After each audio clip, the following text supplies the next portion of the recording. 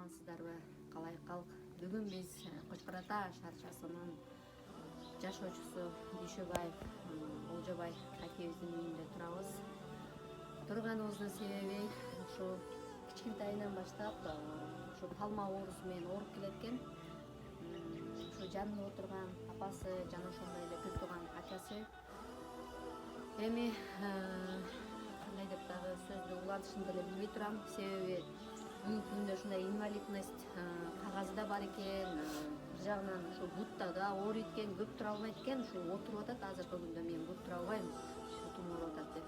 Андан кийин ушул ушундай оорусу болсо дагы үй бүлөсү бар экен. Мындай ушу жашаган жери экен. Көрүп койсоңуздар.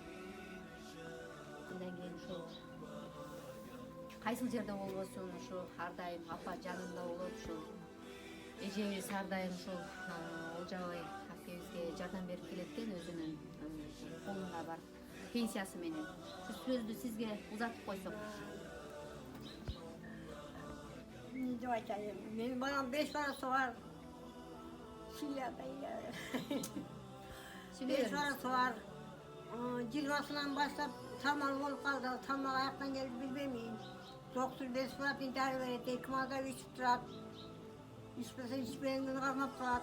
Анан менин пенсиям менен берем, жанында акеси балам жардам берет. Менин пенсиям дейт. Ушул болуп атат. Мейли эже жашыбаңыз, баары жакшы болот. Андан кийин өзүнүн бир тууган акеси ушу жубайга деген сөз берип койсок жакшы болот. Саламатсыңарбы? Бул алакымды кейжи эмесине чоң ыраазычылыгыбызды билдиребиз. Ушулар бар экен, көпчүлүккө жардам берип жүрүшөбүз. Баарын көрүп атабыз. Силерге чоң рахмат. Бир тууган эмеге жардам берген. Айта кетсек, ушул жөн куруп келбестен ушул жаңы жыл алдында эски жыл менен жалаң ушундай жамандыктар жана ошондой оору сыркоолор ушу эски жыл менен кала берсин, жаңы жылда ар дайым жаңы ийгиликтер менен жана ошондой эле жаңы жашоолор менен өтөлү. Эже ушу атайын тур келбестен ушу шириндик менен келдик эле, тапшырып койсок. Андан кийин ушул Олжобай акебизге ушу Алхам KJ аралык кайрымдуулук фонд тарабынан ушул биздин сууктун күнүнө карабастан иштеп жаткан волонтерлорубузга терең ыраазычылыгыбызды билдиребиз. Андан кийин ушул жолдо Ош Бишкек жолунда нары бери жүрүп аткан айдоочуларга деги эле ушул жерде ошол жолдо жүрүп аткан айдоочуларга ыраазычылыгыбызды билдиребиз.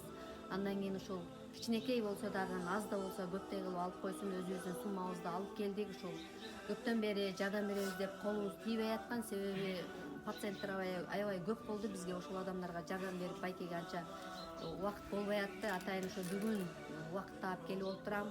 Сумма 5000 сом. Ушуну өзүңүздүн дары дармегиңизге алып жаратып койсоңуз жакшы болмок. Алып койсоңуз.